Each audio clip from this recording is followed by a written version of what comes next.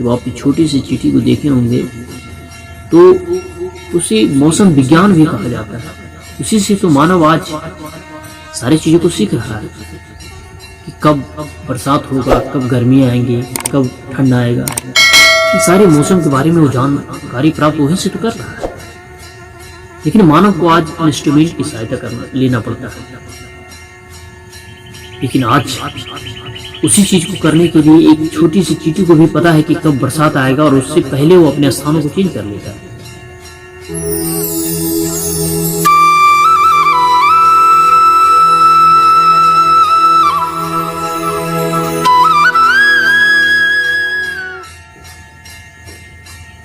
सिर्फ चेंज ही नहीं करता, वो सारी जो उसे जीवित रखने के लिए जरूरी सामान है उसको भी ढोकर ले जाता है, वो अपने स्थान को दूसरे स्थान पे स्थानांतरण कर लेता है। तो मेरा मानना है कि कब तक मानव को हरेक चीजों के बारे में बताया और समझाया जाए। मैं कोई चीज आपको समझाना नहीं चाहता हूँ, मैं आपको बतलाना भी नहीं चाहता हूँ। मैं सिर्फ एक कहना चाहता हूँ कि जब मुझे प्राकृतिक ने इतनी सारी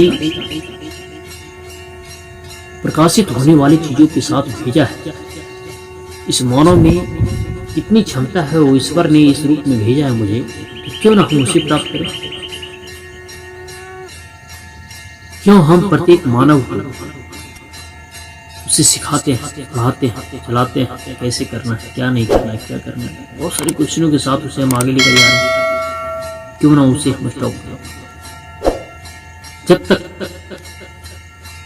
जब तक मानव प्योर नेचुरल नहीं होगा, प्योर नेचुरल का मतलब है कि उसे प्राकृतिक के साथ पूरी तरीके से इन्वॉल्व होना पड़ेगा, प्राकृतिक में ही मिल जाना होगा। यदि आप एक छोटे से प्लांट को देखेंगे, प्लांट के पत्तों को देखते हैं तो आपके अंदर प्लांट का पत्ता नहीं दिखना चाहिए, एक छोटी सी पत्ती आपको नहीं दिखाई देना चाहिए। उसे ऐसा लगना चाहिए कि जिस प्रकार से हम इस पृथ्वी पे हमें ईश्वर ने भेजा है, सेम उसी प्रकार इस पत्ते को और इस प्लांट को जो जीवित है उसे भी ईश्वर ने भेजा है। क्योंकि प्रत्येक चीजों की लिमिट आयु बना हुआ है, कुछ ही दिन वो रहने वाले हैं, फिर वापस चले जाएंगे सब कुछ।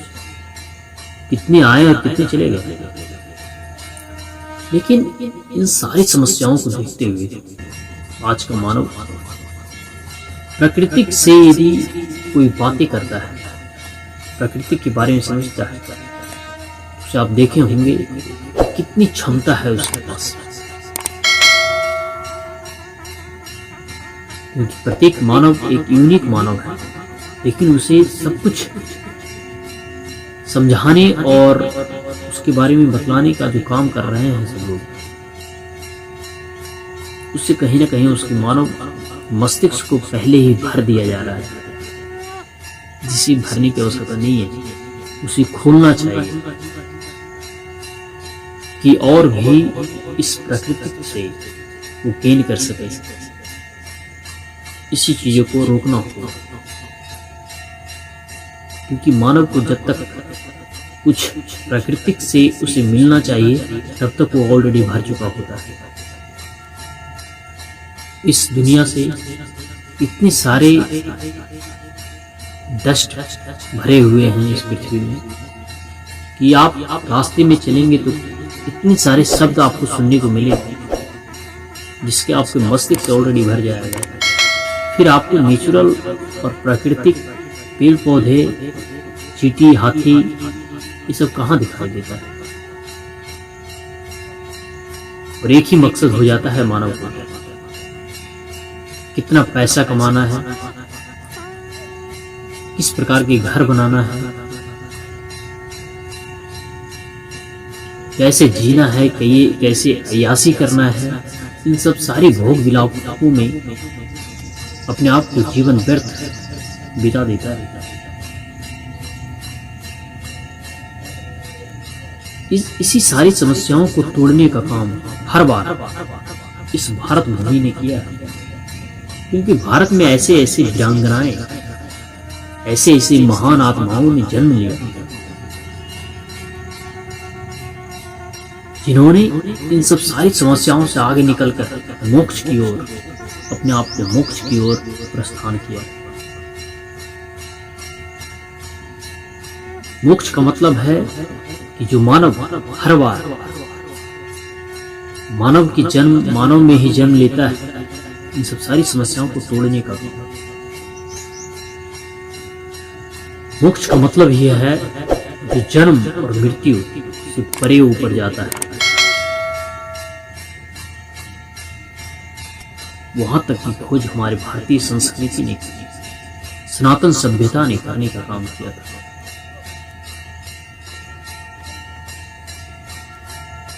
जहां तक मोक्ष और मुक्ति का मार्ग है, वहां तक आज का मानव पहुंचने की तो दूर की बात है, वो सोचना भी नहीं चाहता है, क्योंकि उसे कोई बताने वाला भी नहीं है। यदि कोई बताने वाला है तो आज वेस्टर्न कल्चर उसे धाराशाही करने में लगा हुआ है। जो मोक्ष और मुक्ति का मार्ग करने वाले हैं, उसे अपनी सभ्यता को बरकरार रखने के लिए, चाहे क्रिश्चियन इस्लामिक कंट्री या क्रिश्चियन जो हैं, सारी दो ही ऐसे हैं वो जो हैं हर मानव को धाराशाही करके अपने धर्मांतरण करने में भी काम कर रहा है, क्योंकि उसे पता नहीं है कि जो काम कर रहे हैं हम, उससे भी बड़ा कोई मकसद है जो सनातन सभ्यता के पास कुछ लेना चाहिए, कुछ प्राकृतिक से गेन करना चाहिए। मेरा मानना है कि सनातन संस्कृति, जिसे इंग्लिश में ओल्ड कल्चर कहा जाता है, आप मीनिंग को देखिए, मीनिंग भी कैसे बनाता है। सनातन सभ्यता जैसे ही आप गूगल में लिखिएगा, उसका मीनिंग लिखता है ओल्ड कल्चर। ओल्ड का मतलब पुराना, पुरानी सभ्यता। पुरानी कोई चीज होती नहीं है, कोई भी चीज पुराना नहीं होता। यदि आपको बहुत पहले मिल गया है तो आपके लिए पुराना है, लेकिन वही चीज यदि मुझे अभी प्राप्त हुआ है, मेरे लिए वो चीज है। लेकिन उससे भी आगे निकलने का काम है, जो करने का क्षमता किसी के पास है, वो है सनातन सभ्यता के पास। वो सब सारी चीजों से परे जाता है, वो वहां तक नहीं रुकता है, उससे भी ऊपर आने का काम सनातन सभ्यता के पास है। क्योंकि सारा सारांश, सारी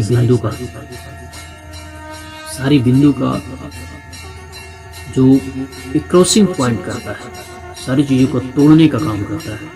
क्योंकि जहां तक मानव सोच सकता है, उससे आगे निकलने का मार्ग सिर्फ सनातन सभ्यता के पास है। मेरा मानना है यदि आप सनातनी हैं तो अपने आप को विस्तार करने का काम करिए, अपने आप को जानने का प्रयास करिए। क्योंकि जब तक मानव खुद को नहीं जान सकता है, तो पूरे ब्रह्मांड को क्या जानेगा। यदि आप खुद को जान जाएंगे तो हर प्राकृतिक, सारा जीव जगत वो हम ही हैं, और हमसे ही और हम में ही, यानी पूरा प्राकृतिक हममय बन जाएगा। जिस दिन इस प्राकृतिक में हममय बन जाएगा, उस दिन सारा विवाद, सारे रिश्ते, झगड़े, सब कुछ खत्म हो जाएगा। तो सिर्फ एक ही मकसद होगा, जीवन को कैसे आनंदपूर्वक जिया जाए। इन बिंदुओं पे आप बहुत ही अच्छी तरीके से रिसर्च करें, क्योंकि रिसर्च ही जीवन है। जिस दिन आप रिसर्च करना बंद कर देंगे, उस दिन आप मृत हो जाएंगे, और मृत मानव कुछ नहीं कर सकता। क्योंकि यदि आप अपने आप को खोजना नहीं जानते हैं, किसी दूसरी चीजों के बारे में या किसी दूसरे बिंदुओं के बारे में आप उसे डिस्क्राइब नहीं कर सकते। यदि आप डिस्क्राइब कर भी रहे हैं तो ऐसा ही वो बकवास थीसिस।